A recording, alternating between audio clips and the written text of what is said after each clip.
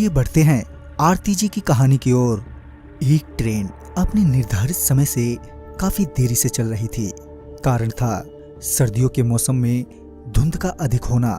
ऊपर से रात का वक्त ट्रेन में मौजूद आरती के नाना जी, जो कि उस ट्रेन के लोको पायलट थे, कि उन्हें एक बार फिर ट्रेन को रोकने का सिग्नल मिला। दरअसल आने वाले स्टेशन पर एक ट्रेन सिग्नल न मिलने के कारण पहले से ही खड़ी थी। कुछ देर बाद आरती के नाना जी को वहां से चलने का सिग्नल मिला। तभी उन्होंने ट्रेन का इंजन स्टार्ट किया और चलने से पहले चेतावनी के तौर पर ट्रेन का हॉर्न बजाया, ताकि अगर कोई भी ट्रेन की पटरी के आसपास हो या पटरी पर हो तो वो वहां से हट जाए। 3 बार हॉर्न देने के बाद वो आगे बस चलने ही वाले थे कि उनकी नजर सामने पटरियों पर गई, जहां उन्होंने देखा कि पटरियों पर कोई लेटा हुआ है।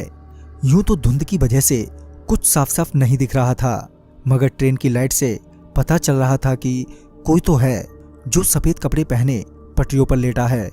आरती के नाना जी उसे वहां देखकर हैरान थे।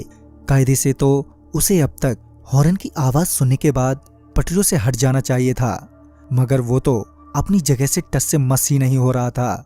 आरती के नाना जी ने ट्रेन के विंडो से उसे आवाज देते हुए कहा, अरे भाई, हॉर्न की आवाज सुनाई नहीं दे रही क्या? चलो अब हट भी जाओ पटरियों से। मगर उनके कई बार कहने के बावजूद भी वो वहीं ज्यों का त्यों ही पड़ा रहा। अब आरती के नाना जी को गुस्सा आने लगा था। वो मन ही मन सोच रहे थे कि कैसा आदमी है ये, इतनी तेज हॉर्न की आवाज से भी इसे कुछ फर्क नहीं पड़ा। वो ये सोचते हुए ट्रेन से नीचे उतरे और वो उसकी ओर बढ़े। जब आरती के नाना जी उसके करीब पहुंचे तो उन्हें पता चला कि वो एक 15 से 16 साल तक का लड़का है। आरती के नाना जी ने फिर से उस लड़के से कहा, तुम्हें मेरी ही ट्रेन मिली है मरने के लिए? ये बोलते हुए आरती के नाना जी आगे बढ़ ही रहे थे कि वो लड़का एकदम से खड़ा हो गया। उस लड़के को खड़ा होता देख आरती के नाना जी भी एकदम से रुक गए। आरती के नाना जी अभी उस पर चिल्ला ही रहे थे कि वो लड़का अजीब सी चाल में उनकी ओर बढ़ने लगा। पहले तो वो लड़का अपनी मुंडी झुकाए हुए आरती के नाना जी की ओर बढ़ रहा था। जब वो आरती के नाना जी के करीब पहुंचा तो उसने अपनी मुंडी ऊपर की तो उसकी नजर सबसे पहले आरती के नाना जी के गर्दन पर गई। वो लड़का आरती के नाना जी की गर्दन की ओर घूर ही रहा था कि तभी ट्रेन में मौजूद आरती के नाना जी के सहकर्मियों की चिल्लाने की आवाज उन्हें सुनाई दी। जब उन्होंने पीछे मुड़कर देखा तो पाया कि उनके साथी उन्हें ट्रेन में तुरंत ही वापस आने के लिए कह रहे हैं। साथ ही वो सारे काफी डरे हुए भी लग रहे थे। आरती के नाना जी समझ नहीं पा रहे थे कि अचानक ही उनके साथियों को क्या हो गया।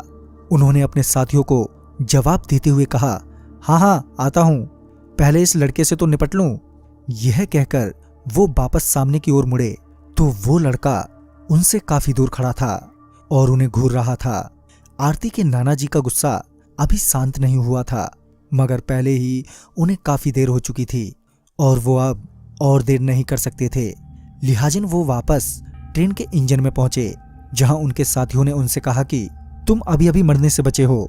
वो कोई लड़का नहीं था, तुमने शायद उसके पैरों को ध्यान से नहीं देखा। उस लड़के के पैर उल्टे थे।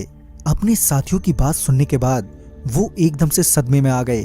तभी उन्होंने मामले की गंभीरता को समझते हुए तुरंत ही ट्रेन स्टार्ट की और वो वहां से निकल गए।